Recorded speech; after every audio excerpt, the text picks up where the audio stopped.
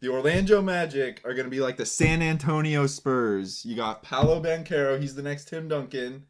You got the explosive Euro, Franz Wagner. He's their Manu Ginobili.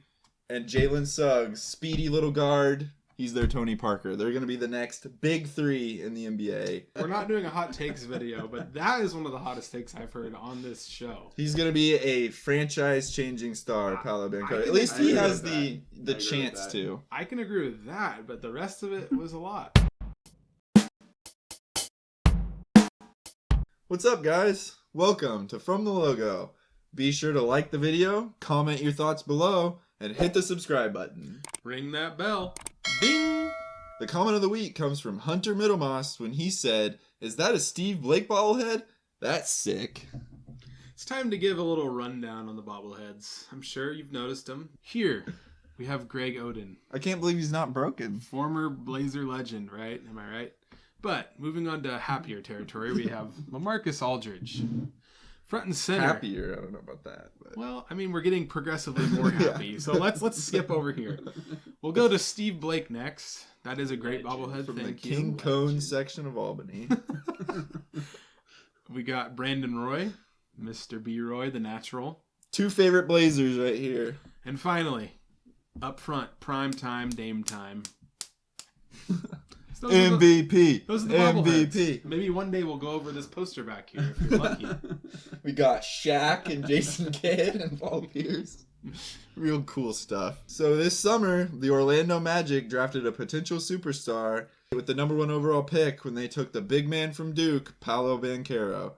That made us take a closer look at the Magic's exciting young core, Banchero, Franz Wagner, Jalen Suggs, and a host of other young studs that make them a dangerous team in the Eastern Conference. The Magic have a pretty balanced starting lineup if you go off their roster, if you check it out from here, from afar, from a Blazer fan perspective.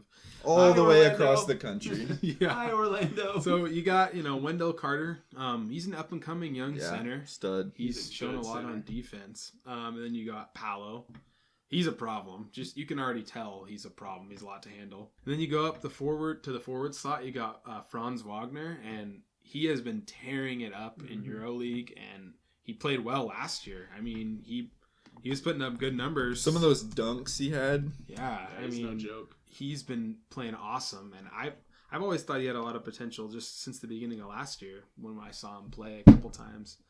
And then you go down the list, and you got Markelle Fultz at point.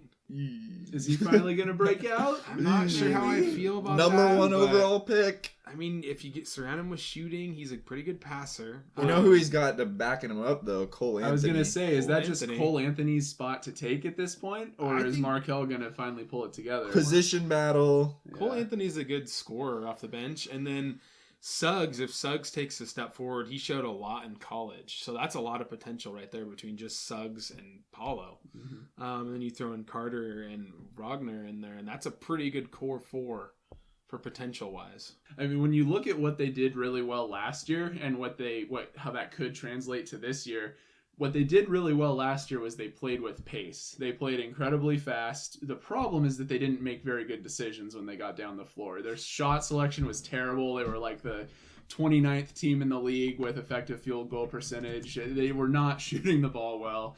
They didn't ever move the ball down toward the basket. They just did that thing a lot of young teams do where they take the three-point shot on the fast break, above the break just to try to put points on the board, but it didn't work out too well for them. But this year, they've got way more talent coming in, I think, than they have in a long time. Especially with Paolo.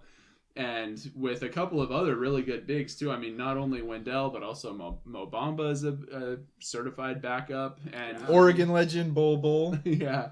And I mean, so as long as they're running the fast break in an intelligent way, moving the ball well, I mean, Paolo's going to be finishing a lot of dunks. Is Jonathan Isaac coming back from injury? Jonathan Isaac going to write more politics books, or is he going to actually get out on the court? Yeah. I think that's the question. He's got a lot of talent when he's on the court, but it's few and far between. I'm going to make a ridiculous comparison here that I'm definitely going to regret.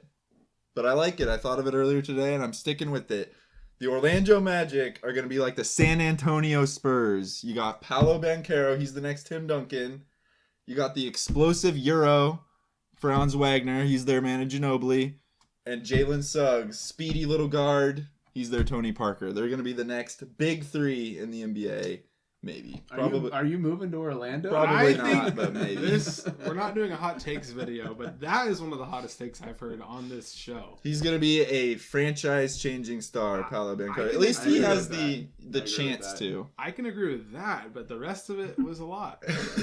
Who's the coach for the Orlando Magic? Jamal Mosley, bro. Come on. He's the next Pop.